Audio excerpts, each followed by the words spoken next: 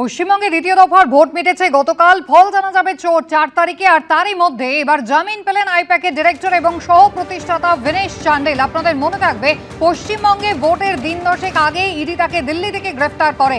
আর্থিক তছরূপের অভিযোগ ছিল এই বিনেশ চান্ডেলের বিরুদ্ধে।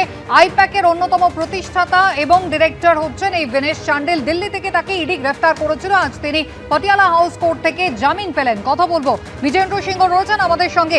বিজেন্দ্র, কয়লা পাচারের একটা অন্য মামলা যেখানে দিল্লি পুলিশের করা একটা এফআইআর এর ভিত্তিতে ইসিআইআর করেছিল ইডি এবং তারপরেই বিনেশ চান্ডেলকে গ্রেফতার করা হয়। তার আগে তার বাড়ি এবং অফিসে তল্লাশি চালানো হয়।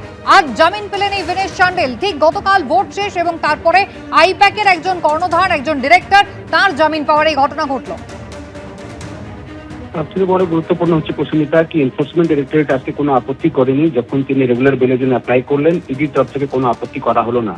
এর আগের দিন যখন 13 তারিখ তাকে অ্যারেস্ট করেছিল এনফোর্সমেন্ট ডাইরেক্টরেট এবং তাকে কোর্টে পেশ করা হয়েছিল, পুলিশ কাস্টাডি নেওয়ার সময় ইডি বলেছিল কি তিনি বাইরে থাকলে এভিডেন্স ট্যাম্পার করতে পারবেন এবং ইমেলগুলো তিনি ট্যাম্পার করবেন। যে টাকার ট্রেল তারা ধরতে পেরেছেন, যেখানে 50% ক্যাশে নেওয়া হতো এবং 50% চেকে নেওয়া হতো।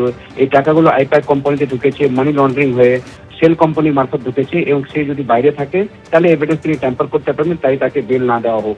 সেদিন 10 দিনের পুলিশ কাস্টাডি দিয়েছিল পটিয়ালা হাউস কোর্ট বিনেশ চান্ডেলের। কিন্তু আজকে যখন তিনি রেগুলার বেলের জন্য মুভ করেছিলেন পটিয়ালা হাউস কোর্টে, সেই জায়গায় এনফোর্সমেন্ট ডাইরেক্টরেট কোনো আপত্তি করেনি, তারা বিরোধিতা করেনি তার রেগুলার বেলের জন্য। তাই পটিয়ালা হাউস কোর্ট আজকে তাকে রেগুলার বেল দিয়েছে। তিনি কিছুক্ষণের মধ্যে বেরিয়ে আসবেন। এই মুহূর্তে তিনি জেলে রয়েছেন।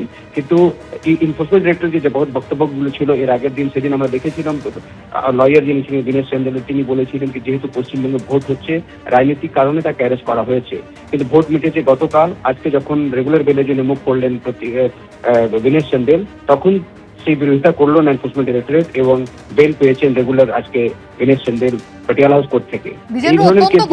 অত্যন্ত গুরুত্বপূর্ণ কথা তুমি বলছো। অর্থাৎ বিনেশ চান্ডেল, যাকে 13 তারিখে গ্রেফতার করা হয়েছিল, আর্থিক তছরূপের মামলা ছিল এবং সেই দিন জামিনের বিরোধিতা করেছিল ইডি।